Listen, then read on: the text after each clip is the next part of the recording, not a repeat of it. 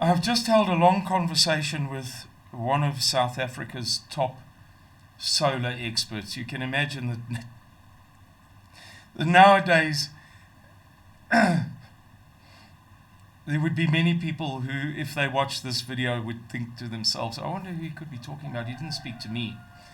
I think that there are many people who believe themselves now to be the Boffins of solar, or Boffins of solar. This guy has a very long track record that began overseas with the world's premier manufacturer of high quality or high specification machine controllers, things that work at a millionth of a second or whatever. And he was at a very, very, very young age, an absurdly young age, the head of their technical division. And he's since moved to South Africa, and he's done very well for himself.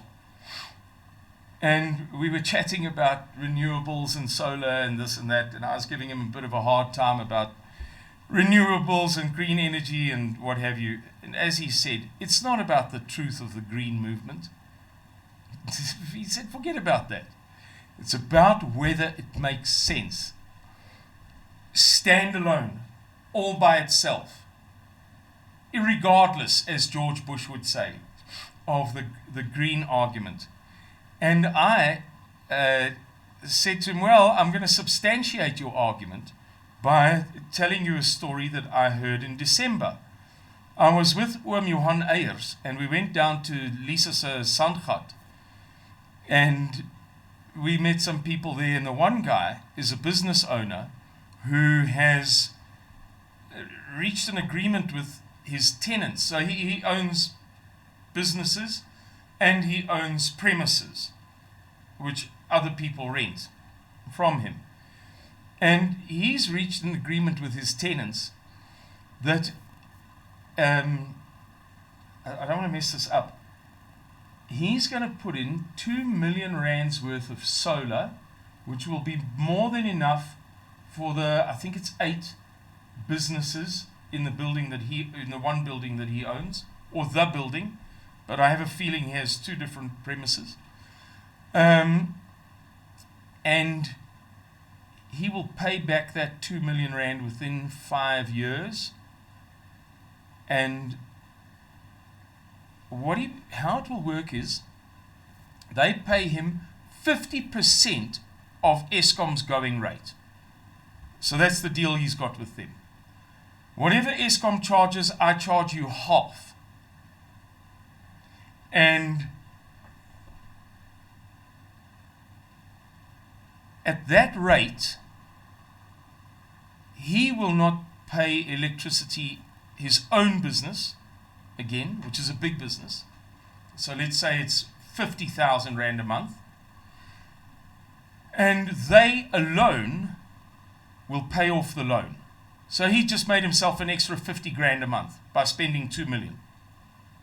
The bank gave him 2 million. The whole loan will be paid for by his tenants, and his business, his 2 businesses on those premises, I should say, will not pay electricity again.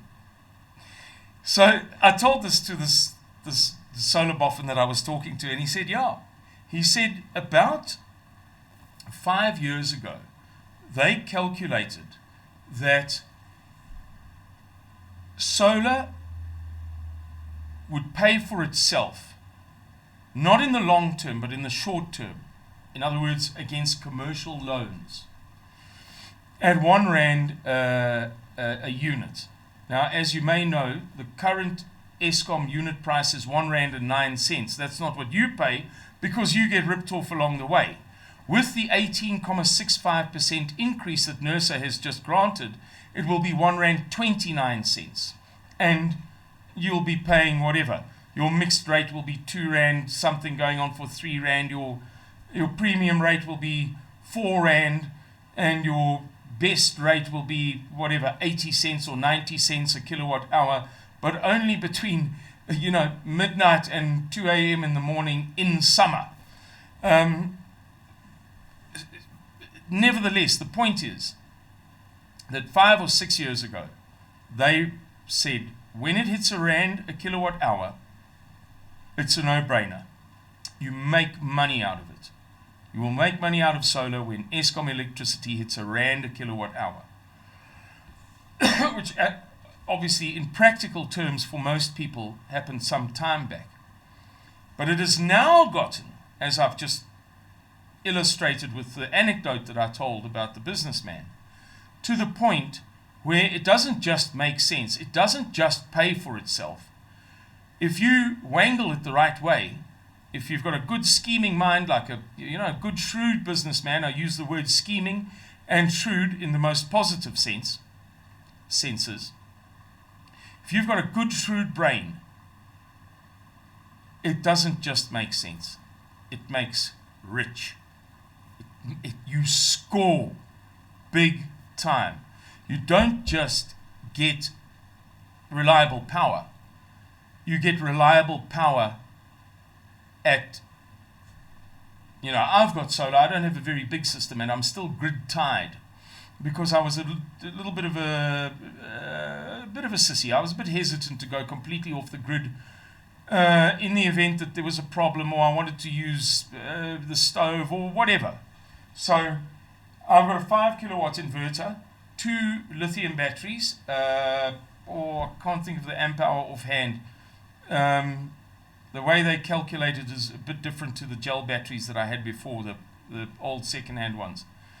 In any case, so I can use the lawnmower and the iron and the fan and the big fan and all of my lights and computer and big screens and spare monitor and microphone and camera and what have you easily.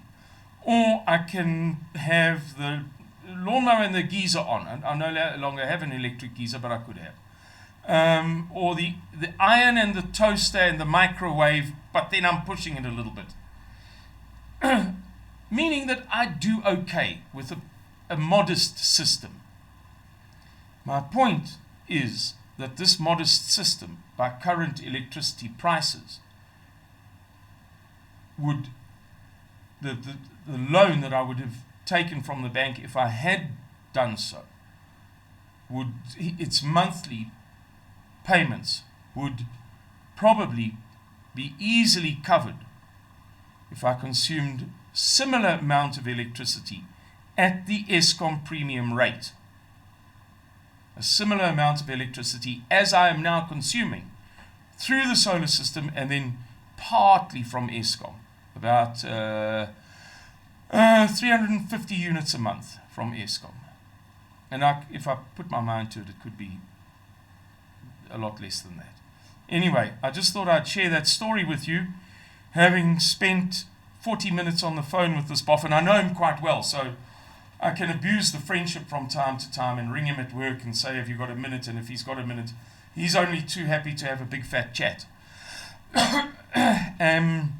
Yeah, long chat with the Boffin, sharing stories, anecdotes. I know that money doesn't grow on trees, guys, and I know that for some of you it's impossible. But I'm going to end with this one thing. I've said it before, I'll say it again. Notwithstanding that money doesn't grow on trees, I could not afford a system. It was hopelessly beyond my reach, a solar system. Nevertheless, I got one panel and a car battery to begin with 6 years ago. At the end of 2017 or early 2018. We're in 2023, 22, 21, 20, 19, 18. Call it 5 years ago. And for 2 years beyond that, from the beginning of 2018 to the end of 2019, I made more or less no progress. Then I had a little bit of money. I saved a bit of money. It's easy to save a couple of grand. Excuse me. I beg your pardon, the phone rang. It's easy to save a bit of money if you're traveling for work. between the legally mandated subsistence and transport allowance and the legally mandated per diem allowance, we don't do it very rigorously, but the reality is that you're not eating out of your own fridge and you're not buying Cokes from Tanizetti, or you're not buying with your own money, as it were. And I had a few bucks, not much, and I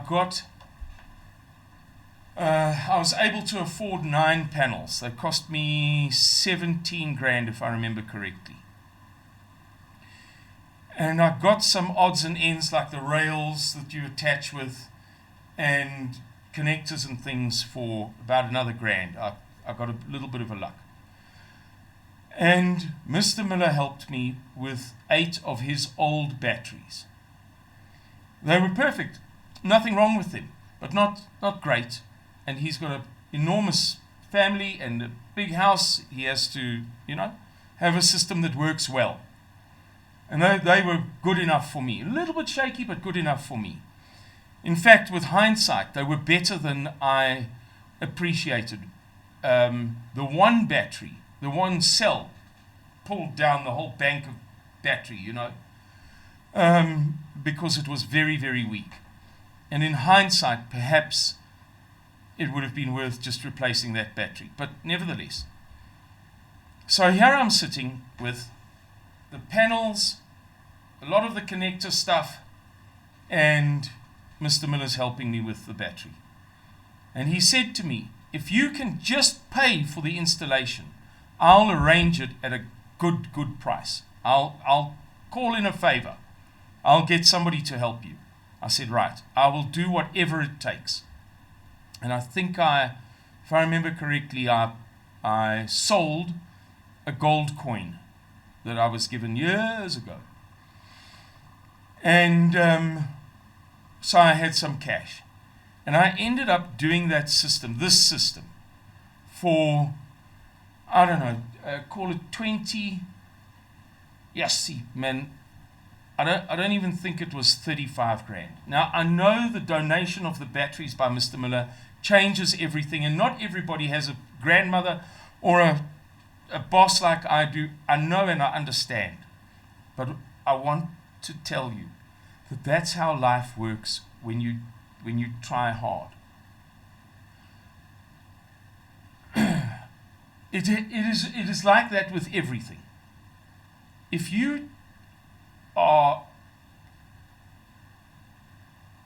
too poor to afford rugby boots, but you play anyway in an old pair of Adidas or Slazenger tackies, and you practice hard and you commit yourself, guaranteed within no time at all, somebody will buy you the best pair of rugby boots of anybody on your team. It's how life works.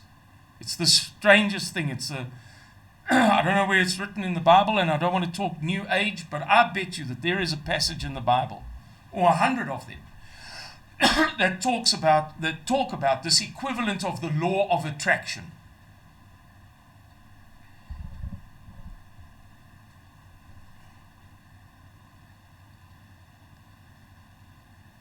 I'll give you another really petty example.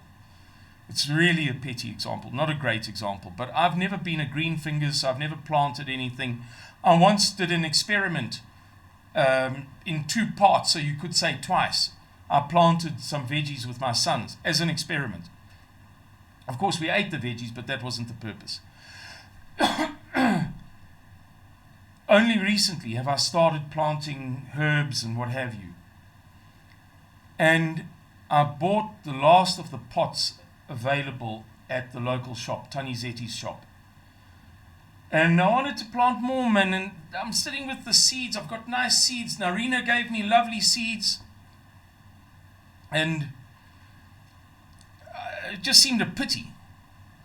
Lo and behold, if out of the blue, some woman doesn't give me about 100 little plastic pots that she doesn't need anymore. And if it doesn't turn out to be a friend of Mr. Miller, and I hadn't said a word to anybody, not a word to anybody, except in the shop saying, when will you have pots again? And thinking to myself, geez, like at 40 Rand each, I don't even know why I'm asking.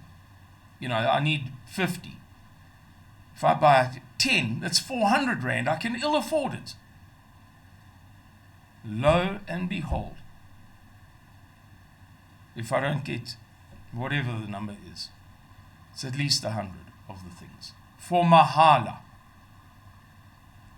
Solar, in the present circumstances of South Africa, is becoming a sine qua non. Sine qua non. Without this, nothing. It's becoming a first requirement. Without this, nothing.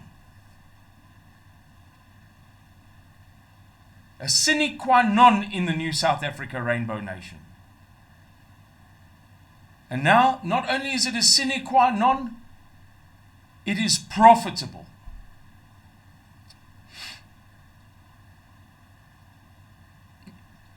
Or at least a cost saver. I've already described how, certainly in my case, the repayments on a loan for my solar system would be less than, the monthly repayments would be less than my monthly Eskom bill. And the more I think about it, the more I think it would be by quite a long way too. If I had no solar, not the Eskom bill I'm paying now for my, when I use the stove, the entire Eskom bill for the same amount of electricity as I'm drawing from the solar system. So it's a sine qua non. It's a money saver, or it is profitable, will earn you money. And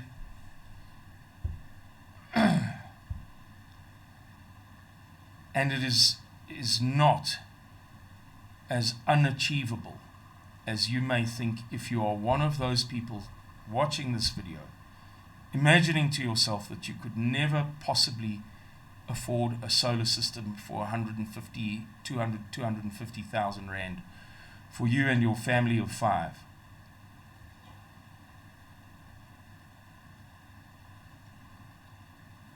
I don't know. My advice to you is that it will do you no harm to begin with one panel and a car battery, or a second-hand inverter. I've got friends who didn't go solar. They did something else about 3 years ago when they had the big choice. Should we spend our money on solar, or should we, fix up X, Y, and Z around the house and use the spare cash for a generator? They took the other option. They're now going to go solar.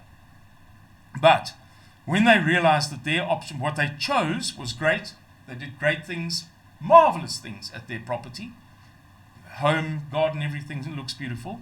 That was their priority at the time.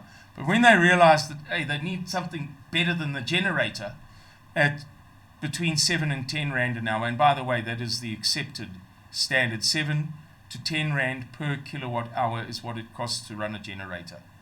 Depending, of course, on many various factors, but that is the accepted standard in the industry, as I learned this morning from this Boffin. And so what they did is, now they don't have the bucks for the solar system. They've spent it on other things.